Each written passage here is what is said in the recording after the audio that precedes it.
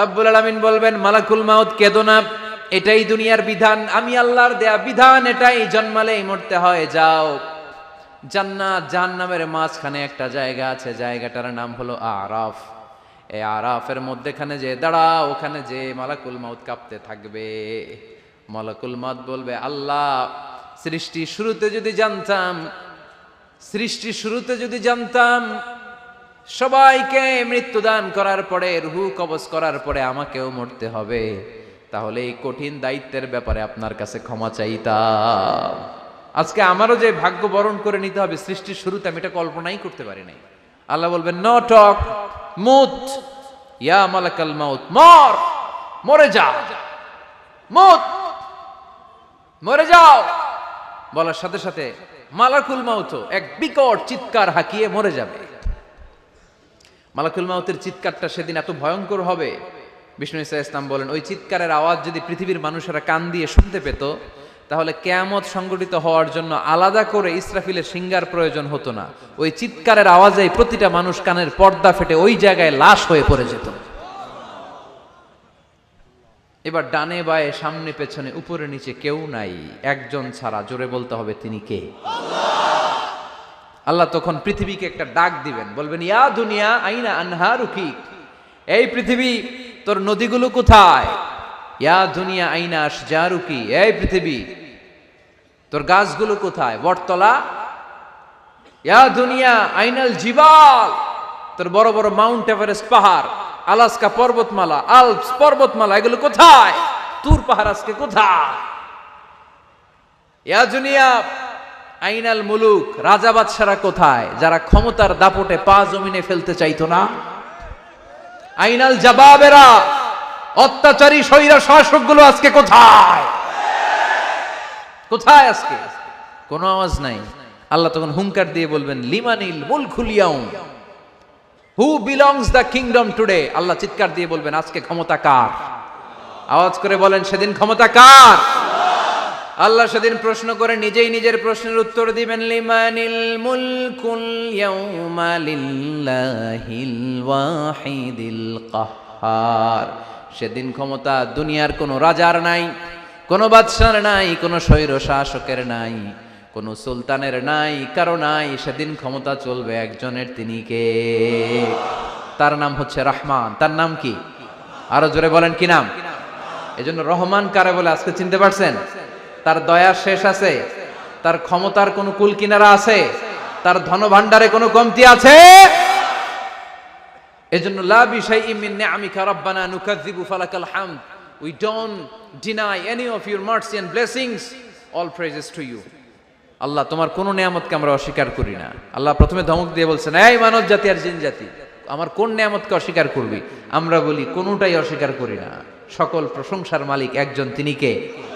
আল্লাহর প্রশংসা জীবনের সব জায়গায় করতে রাজি আছেন? সবাই রাজি আছেন?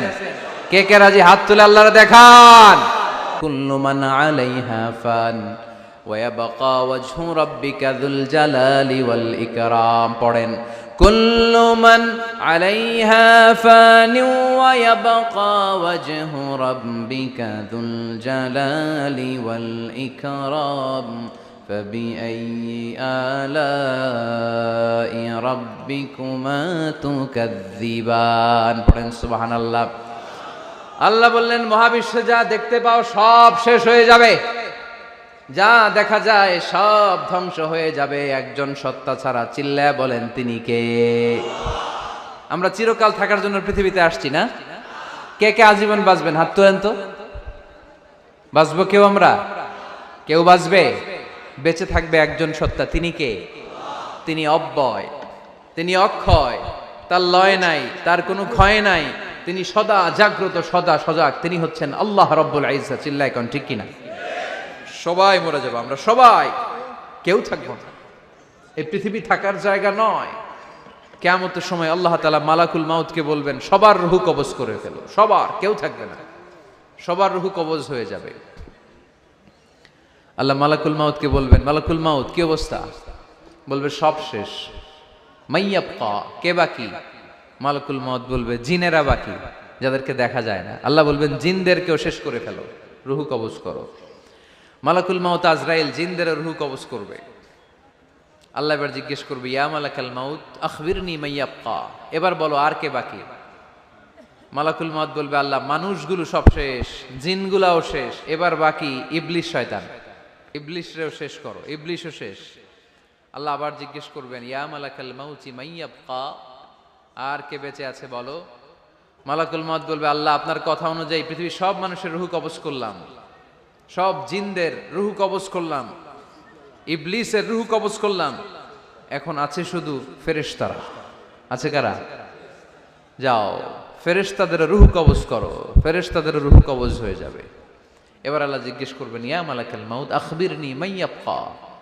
মালাকুল মাউত বলবে, আল্লাহ আপনার কথা মতো ধরে ধরে সব শেষ, ফেরেশতাও শেষ, 4 জন ছাড়া।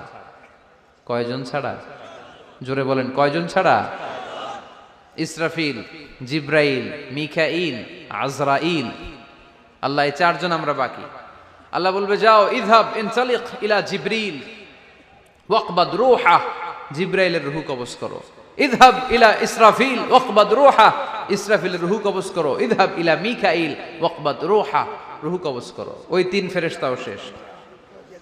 এবার আল্লাহ তাআলা জিজ্ঞেস করবেন, ইয়া মালাকাল মাউত আখবিরনি মাইয়াবকা, হে মালাকুল মাউত আর কে বাকি আছে বলো? মালাকুল মাউত বলবে, আল্লাহ আপনার কথা মতো মানুষগুলো শেষ, জিনগুলো শেষ, ইবলিশ শেষ, আমার বাকি 3 ভাই ইসরাফিল, মিকাইল, জিব্রাইলও শেষ, শুধু আমি, শুধু আমি। আল্লাহ বলবেন, কেউ নাই? মালাকুল মাউত বলবে, না আল্লাহ কেউ নাই। এবার আল্লাহ তাআলা বলবেন, মালাকুল মাউত তুমি তো সবাই রে মারছো, এবার তুমি মরো।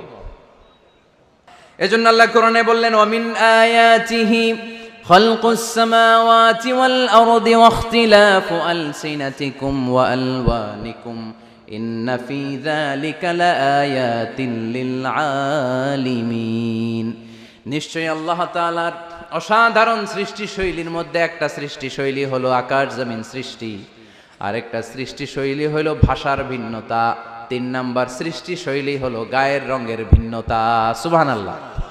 আমরা এখানে যদি 1 লক্ষ লোক হই, আমাদের একজনের গায়ের চামড়ার কালারের সাথে আরেকজনের মিল আছে? আমারটা একরকম, ওনারটা আরেক রকম, হুজুরেরটা আরেক রকম, হুজুরেরটা আরেক রকম, এই ছোট বাচ্চাটা আরেক রকম। একজনের স্কিনের রঙের সাথে আরেকজনের স্কিনের রঙের মিল নাই, একজনের চেহারার সাথে আরেকজনের চেহারার মিল নাই। এতগুলো ডিজাইন আল্লাহ পাইলো কই? সুবহানাল্লাহ কইতে মনে চায় না? এজন্য আল্লাহ বললেন, আল্লামাহুল বায়ান, আমি বয়ান শিক্ষা দিয়েছি, আমি তোমার জিহ্বা দিয়েছি, চোখ দিয়েছি। আলাম নাজআল লাহু আইনাইনি ওয়া লিসানাও ওয়া শাফাতাইন ওয়া হাদাইনাহুন নাজদাইন। আল্লাহ বললেন, আমি কি তোরে চোখ দেই নাই, নাক দেই নাই, আমি কি তোরে জিহ্বা দেই নাই, আমি কি তোরে মনের ভাব প্রকাশ করার জন্য সুন্দর একটা ভাষা দেই নাই? সুবহানাল্লাহ পড়েন। তাহলে ভাষার মালিক কে? এ ভাষা নাজিল করেছে কে? এরপর আল্লাহ বললেন, আশ-শামসু ওয়াল কামারু বিহুসবান, সূর্য আর চাঁদ এই দুইটাকে আমি বানিয়েছি হিসাব করার জন্য। এগুলা নিজ নিজ হিসাবে চলে, কেউ কারো গায়ে ধাক্কা লাগে না। জীবনে কোনোদিন শুনেছেন নাকি চন্দ্রের সাথে সূর্যের ধাক্কা? চন্দ্রের সাথে সূর্যের ধাক্কা লাগে 15 জন নিহত। শুনছেন কোনোদিন? লাশ-শামসু ইয়ানবাগি লাহা আন তুদরিকাল কামারা ওয়ালাল লাইলু সাবিকুন নাহার ওয়া কুল্লুন ফি ফালাকি ইয়াসবাহুন। প্রবল জ্ঞানী হইবে যাহারা, আপন জ্ঞানেতে বুঝিবে তাহারা। রাত্রি পারে না আগে যাইবার, দিনের স্থান করে অধিকার। সূর্য লাগে না চন্দ্রের গায়েতে, চন্দ্র বাঁধে না সূর্যের গায়েতে। যে যাহার স্থান দখল করিয়া ঘুরিতেছে আপন প্রভুকে ডরিয়া। ঠিক কিনা? আকাশ জমিনে চন্দ্র সূর্য একটা সত্তারে ডরায়, চিল্লায় বলতে হবে তিনি কে? আবার আল্লাহ বললেন, وَجَعَلَ الْقَمَرَ فِيهِنَّ نُورًا وَجَعَلَ الشَّمْسَ سِرَاجًا।